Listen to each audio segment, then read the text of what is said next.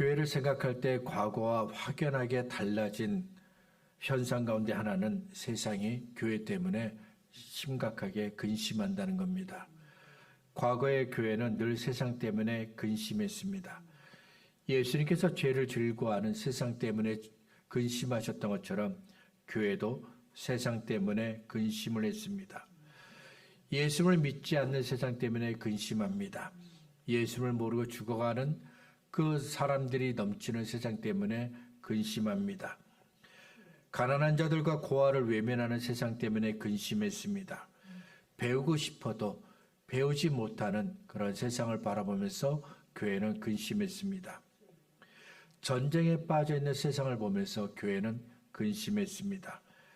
백성을 도무지 돌보지 않는 악한 통치자들이 있는 그 세상을 보면서 교회는 근심했습니다. 그리고 죄에 중독되어서 죽어버린 세상 때문에 교회는 늘 근심했습니다. 이런 세상을 향한 교회의 근심은 아픔이 되었고 기도가 되었습니다. 다른 나라, 다른 민족에게 복음을 전해야 할 이유가 되었습니다. 교회 안에서만 머물던 복음이 아니라 교회 밖으로 뛰쳐나가 온 세상을 향해 담대히 선포하는 복음의 말씀이 되게 했습니다. 그런데 지금은 세상이 교회 때문에 근심합니다. 세상이 자기 만족에 빠진 교회를 바라보며 근심합니다. 교회가 하나님도 사랑하고 세상도 사랑하고 있기 때문입니다. 교회를 향한 세상의 근심은 결국 조롱과 비난이 되고 말았습니다. 세상이 그동안 생각했던 교회와 너무도 다르기 때문이죠. 교회만 그런 건 아닙니다. 예수를 믿는 성도들도 본래 모습을 잃어버렸습니다. 교회를 향한 그리고 하나님을 믿는 사람들을 향한 하나님의 기대는 본래 세상과 다르게 행하는 것입니다. 하나님은 우리를 죄에서 구원하신 하나님을 사람들에게 말하기를 원하셨습니다. 우리를 하나님의 자녀 삼으신 하나님의 그 놀라운 은혜를 사람들에게 말하기를 원하셨습니다. 그래서 누가 보아도 역시 교회는 다르구나. 하나님 믿는 사람은 역시 다르구나. 이런 평가를 받기 원하셨습니다. 이런 하나님의 기대는 아브라함을 갈대아 우리에서 부르셨을 때 이미 시작됩니다. 창세기 12장에서 하나님은 아브라함에게 복을 주시겠다고 하셨습니다. 큰 민족이 되게 하시겠다고 하셨습니다. 아브라함을 축복하는 자에게는 복을 주시고 아브라함을 저주하는 자에게는 저주하시겠다 하셨고 땅의 모든 족속이 아브라함으로 말미암아 복을 얻게 될 것이다 말씀하셨습니다. 하나님께서 아브라함에게 하신 말씀을 요약하면 하나님께서 아브라함을 다른 사람들로부터 분리시키시겠다는 겁니다. 하나님께서 아브라함을 세상 사람들과 구별시키시겠다는 겁니다. 왜냐하면 이제부터 아브라함은 달라져야 하기 때문입니다. 하나님은 이스라엘 백성에게도 같은 기대를 가지셨습니다. 이스라엘 향한 하나님의 기대는 십계명에 잘 나타나 있습니다. 애굽에서 400년 동안 종살이하던 이스라엘을 구원하신 후 하나님은 시내산에서 이스라엘 백성을 만나시고 그들에게 십계명을 주십니다. 십계명은 나 외에는 다른 신을 내게 있게 하지 말라는 말씀으로 시작하고 내 이웃의 집을 탐내지 말라는 계명으로 끝납니다. 그 십계명을 들었을 때 이스라엘 백성은 새롭게 이것들을 생각하게 되었습니다. 왜냐하면 그동안 그들이 알고 있던 것과 너무도 달랐기 때문입니다. 먼저 하나님을 섬기는 방법이 달랐습니다. 하나님은 사람들이 알고 있는 신과는 다릅니다. 때문에 하나님 곁에 또 다른 신을 두면 안 됩니다. 하나님을 어떤 형상으로도 만들면 안 됩니다. 하나님의 이름을 망령되이 장난삼아 불러도 안 됩니다. 안식일에는 거룩하게 지키며 하나님을 예배해야 합니다. 그리고 다른 사람들을 대하는 방법도 달랐습니다. 내 부모를 공경하라고 하신 5번째 계명부터 내 이웃의 집을 탐내지 말라고 하신 10번째 계명에 이르는 하나의 그 내용을 보면 그 당시 사람들이 생각했고 그 당시 사람들이 살았던 것과는 너무도 달랐습니다. 하나님께서 왜 이스라엘 백성을 애굽에서 구원하셨나요? 하나님께서 종에서 자유함을 주기 위해 그들을 구원하셨습니다. 그리고 이스라엘 백성을 하나님의 백성으로 삼으시기 위해 구원하셨습니다. 하나님만 아는 백성으로 삼으시기 위해 그들을 구원하셨습니다. 자, 이제부터 이스라엘이 하나님의 백성이 되려고 합니다. 하나님만 아는 사람들이 되려고 합니다. 그러려면 이스라엘은 반드시 달라져야 합니다. 하나님을 모르는 사람들의 삶과 달라야 하고 하나님을 모르는 사람들의 생각과 달라야 합니다. 그래서 하나님께서 그들에게 10계명을 주신 겁니다. 너희가 이것을 따를 때 달라질 수밖에 없다는 것이죠. 하나님은 이스라엘 백성이 사람들과 다르게 살기를 원하셨습니다. 왜냐하면 그들이 죄에서 구원받은 사람들이기 때문입니다. 예수님도 제자들이 달라지기를 원하셨습니다. 39절 보니까 예수님은 이렇게 말씀하십니다. 맹인이 맹인을 인도할 수 있느냐? 둘이 다 구덩이에 빠지지 아니하겠느냐? 예수님의 이 말씀은 그 당시에 다른 사람들을 가르치고 인도하는 선생이라고 불려졌던 서기관과 바리새인을 염두에 두고 말씀하신 겁니다. 서기관과 바리새인은 다른 사람들에게 열심히 율법을 가르쳤습니다. 하지만 예수님은 그들을 앞을 볼 수 없는 맹인이라고 부르셨습니다. 41절과 42절에서는 서기관과 바리새인들이 율법을 알고 가르친다는 자만심에 빠져서 자기 눈에 있는 들보, 즉 큰 통나무와 같은 허물이 있는 것은 보지 못하고 다른 사람을 보면서 당신 눈에 눈곱이 끼었네요. 먼지가 좀 붙었네요. 휴지가 붙었어요. 이렇게 지적한다는 거예요. 그냥 이야기하는 것이 아닙니다. 지적하는 겁니다. 상대방의 작은 잘못을 지적하는 겁니다. 43절부터 45절에서는 서기관과 바리새인이 좋은 열매를 맺을 수 없는 못된 나무라고 말씀하셨습니다. 볼 수 없는, 앞을 볼 수 없는 맹인은 맹인을 인도할 수 없죠. 나는 너보다 낫다는 자만심에 빠진 사람에게는 아무것도 기대할 것이 없습니다. 못된 나무는 좋은 열매를 맺을 수가 없습니다. 이런 사람들은 자기를 참 귀하게 여깁니다. 그래서 다른 사람들에게 피해를 주어도 내가 잘못했다고 여기지 않습니다. 다른 사람들이 가진 것을 빼앗았어도 죄책감을 느끼지 않습니다. 왜 그럴까요? 자기만을 사랑하기 때문에, 나만을. 그래서 이런 사람들에게는 좋은 변화를 기대할 수가 없습니다. 아무것도 기대할 것이 없습니다. 예수님도 서기관과 바리새인에게는 아무것도 기대하지 않으셨어요.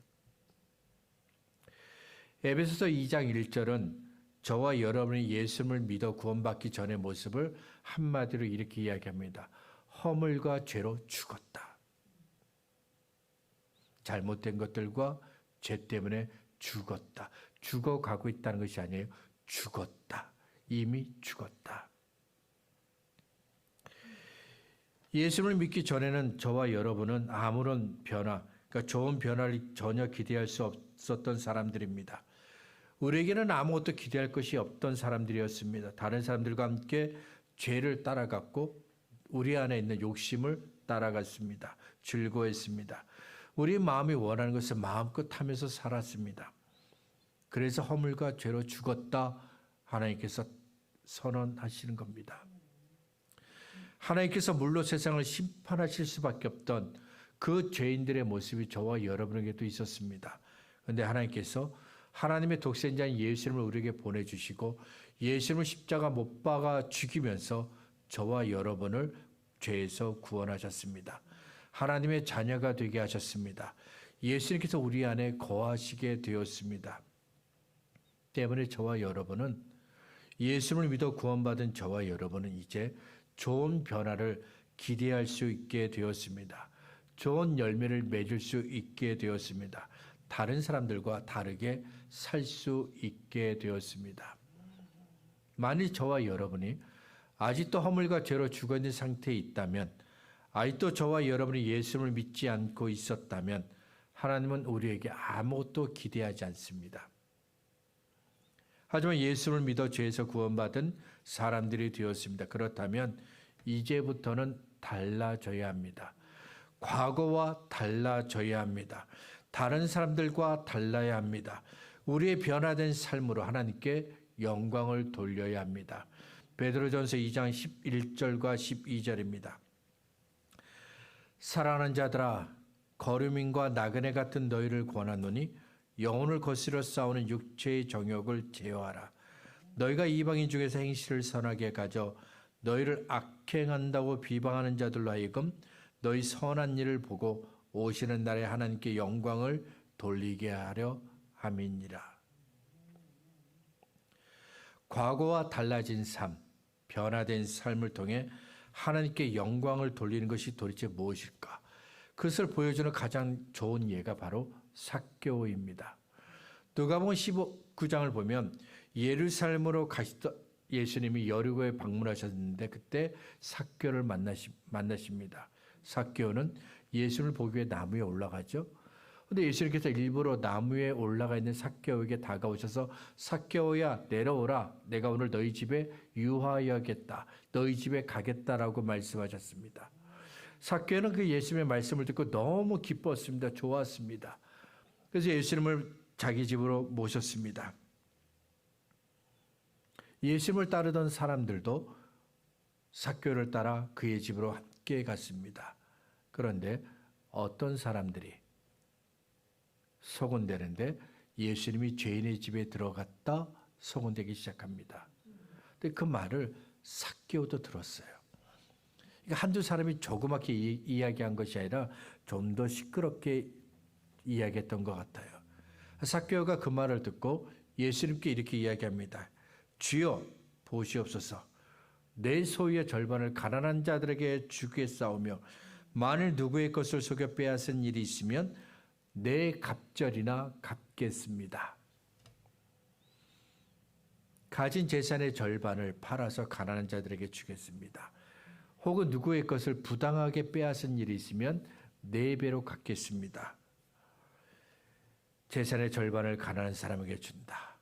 부당하게 빼앗은 일이 있으면 4배로 갚겠다.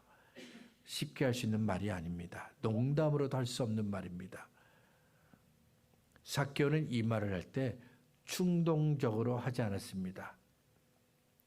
사람들이 자신을 무시하고 죄인이라고 무시하고 있으니까 일부러 예수님께 듣기 좋은 말을 한 것이 아닙니다. 지금 삭개오는 자신의 결심을 말한 겁니다. 지금까지 예수를 만나기 전까지 삭개오는 돈만 아는 사람이었습니다. 돈을 가장 소중하게 여겼고 돈을 위해서 살았습니다. 그래서 무엇이든 누구를 만나든 무슨 일을 하든 제일 먼저 떠오르는 것이 돈이었어요. 딱 보면 돈 계산이 바로 됐어요. 이야, 이걸 하면 돈이 얼마 남겠다, 얼마가 들겠다 착착 나와요. 하지만 이제부터는 돈이 아닌 하나님을 위해 살겠습니다 결심합니다. 자신의 욕심을 채우기 위해서 다른 사람들에게 피해를 주었던 과거를 청산하고 하나님을 사랑하고 이웃을 사랑하겠다고 결심한 겁니다. 자, 그렇다면 삭개오가 왜 예수님께 이런 말을 했을까요? 삭개오가 예수님을 만난 후 달라졌기 때문입니다. 변했기 때문입니다. 삭개오의 달라진 모습은 예수님께서 구원받은 사람들에게 기대하신 모습입니다. 그리고 예수를 믿는 저와 여러분에게 기대하신 모습이기도 합니다. 교회 역사를 보면 삭개오를 예를 들었지만 예수님 만나서 변화된 사람들 이야기가 많습니다. 우리 주변에도 그런 사람들이 있잖아요. 그러니까 예수를 만나면 누구나 변할 수밖에 없다는 것입니다. 계속해서 46절부터 49절을 보겠습니다. 너희는 나를 불러 주여 주여 하면서도 어찌하여 내가 말하는 것을 행하지 아니하느냐. 내게 나와 내 말을 듣고 행하는 자마다 누구와 같은 것을 너희에게 보이리라. 집을 짓되 깊이 파고 주추를 반석에 놓은 사람과 같으니 큰 물이 나서 탕류가 그 집에 부딪히되 잘 지었기 때문에 능히 요동하지 못하게 하였거니와 듣고 행하지 아니하는 자는 주추 없이 흙 위에 집 지은 사람과 같으니 탕류가 부딪힘에 집이 곧 무너져 파괴됨이 심하니라. 두 사람이 있습니다. 한 사람은 예수님을 주님, 주님 이렇게 불렀습니다. 그런데 예수님의 말씀을 지키지 않습니다. 예수님의 말씀대로 살지도 않습니다. 또 한 사람은 예수님의 말씀을 지켰고 예수께서 말씀하신 대로 살았습니다. 두 사람 모두 주의 이름을 불렀지만 내용은 달랐습니다. 한 사람은 주의 말씀대로 행하였지만 한 사람은 주의 말씀대로 행하지 않았습니다. 여기까지만 보면 이상하다는 생각이 들지 않습니다. 주의 말씀을 지키고 주의 말씀대로 행한 사람에게는 당신은 정말 잘했습니다. 믿음을 잘 지켰습니다. 말씀을 잘 지켰습니다라고 칭찬하고 격려하면 됩니다. 주의 이름을 부르면서도 주의 말씀대로 지키지도 않고 살지도 않는 사람에게는 당신은 잘못되었습니다라고 책망하고 권면하면 됩니다. 우리는 여기까지만 생각하지만 예수님은 그로 인한 결과까지도 생각하셨습니다. 예수님은 두 사람이 한 일을 집을 짓는 것으로 비유하셨습니다. 주의 말씀을 지키고 주의 말씀대로 행한 사람은 반석 위에 바위 위에 집을 지은 겁니다. 주의 이름을 부르지만 주의 말씀을 지키지도 않고 주의 말씀대로 살지도 않는 그 사람은 흙 위에 집을 지은 겁니다. 당장은 어떤 집이 더 좋고 어떤 집이 나쁘다고 평가하기가 어렵습니다. 바위 위에 지은 집도 좋고 흙 위에 지은 집도 좋아요. 하지만 많은 비가 내리고 홍수가 나고 나면 어떤 집이 좋은 집인지 어떤 집이 나쁜 집인지 분별할 수 있게 됩니다. 많은 비가 내리고 홍수가 났습니다. 그러면 반석 위에 지은 집과 흙 위에 지은 집, 두 집 중에 어떤 집이 더 안전할까요? 어떤 집이 더 튼튼할까요? 당연히 반석 위에, 바위 위에 지은 집이 흙 위에 지은 집보다 더 안전합니다. 반석 위에 지은 집이 흙 위에 지은 집보다 더 튼튼합니다. LA 가면 거의 평지지만 얕은 산 위에 지은 집들이 있습니다.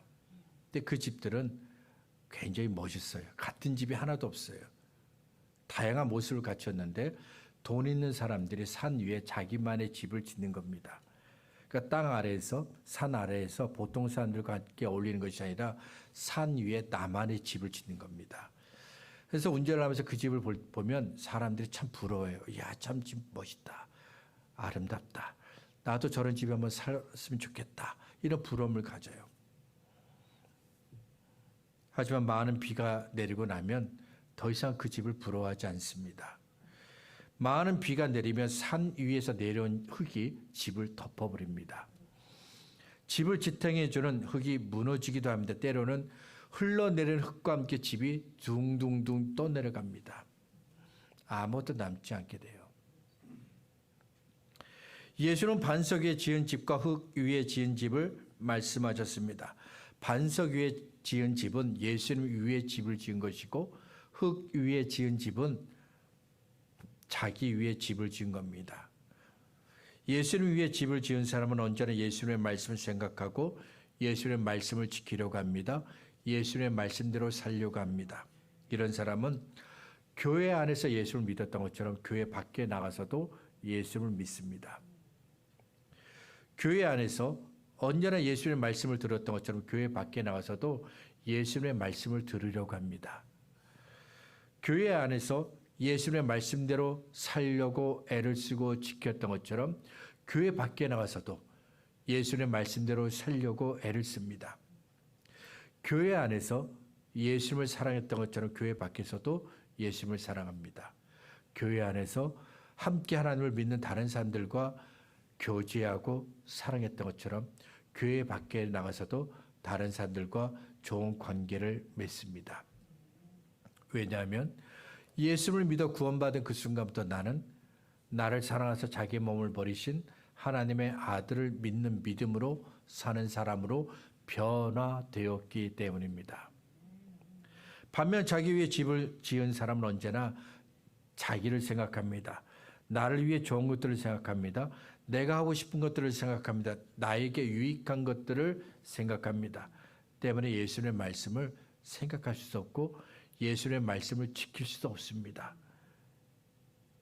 교회 안에서는 주의 이름을 부르겠지만 교회 밖에 나가서는 예수님의 이름을 부르지도 않고 따르지도 않고 지키지도 않습니다. 왜냐하면 예수님의 말씀을 믿고 예수님의 말씀을 지키고 예수님의 말씀대로 사는 것보다 내가 더 중요하고 소중하기 때문입니다. 예수를 믿어 구원을 받았다는 것은 과거와 달라졌다는 것을 뜻합니다. 그리고 어디에 있든지 항상 같은 모습을 보여준다는 겁니다. 43절과 44절에서 예수님은 나쁜 열매를 맺는 좋은 나무는 없고 좋은 열매를 맺는 나쁜 나무도 없다고 말씀하셨습니다. 좋은 나무인지 나쁜 나무인지를 열매를 보면 안다고 말씀하셨습니다. 만일 누군가가 여러분에게 사과나무를 가리키면서 왜 포도가 열리지 않습니까? 묻는다면 어떻게 대답하시겠습니까? 당연히 사과나무에서는 포도가 열릴 수 없습니다라고 대답하지만 속으로는 참 이상한 질문이다. 잘못된 질문이다 생각할 것입니다.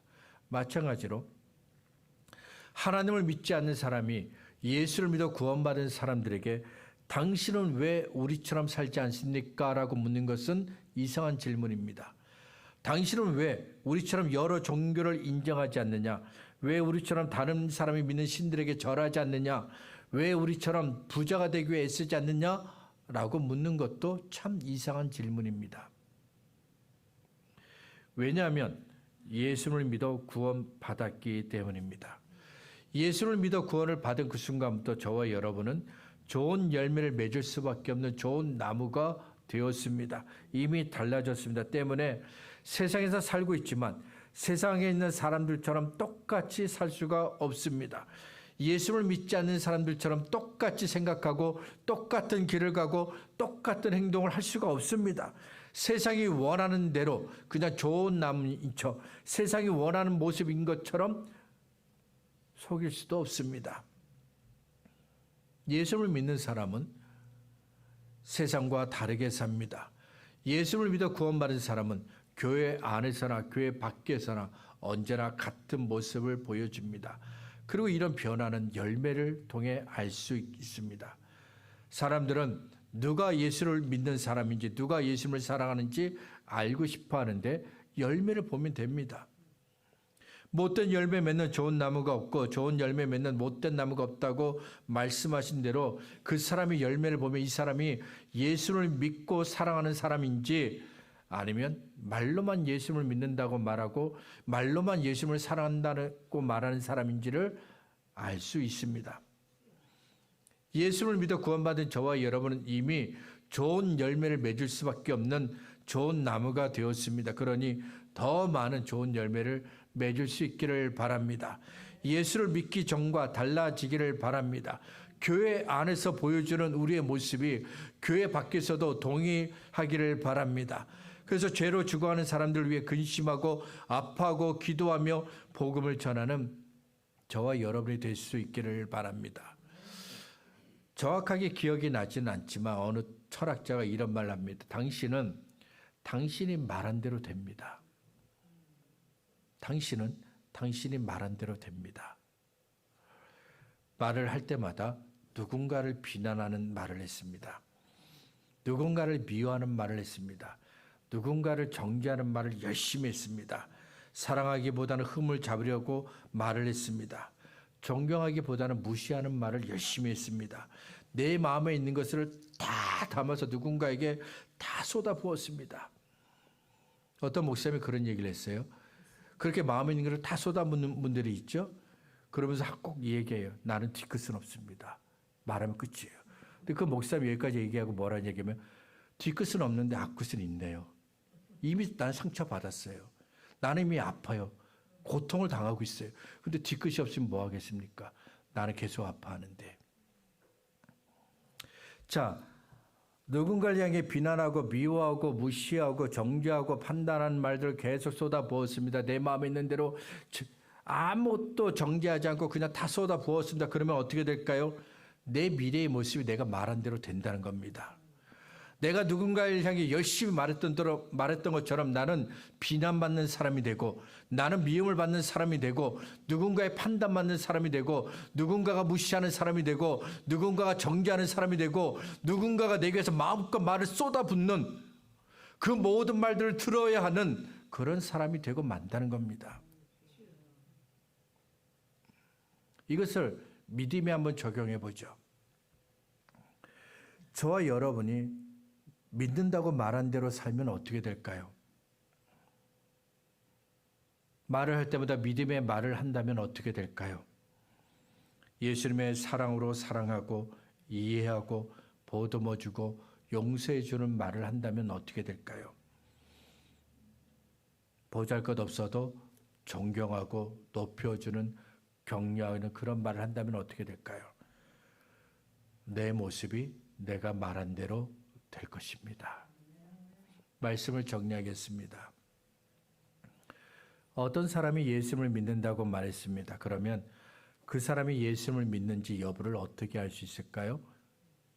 그 삶에 보여주는 열매를 보면 돼요. 저와 여러분이 예수를 믿어 구원받은 것을 어떻게 확인할 수 있을까요? 열매를 보면 됩니다.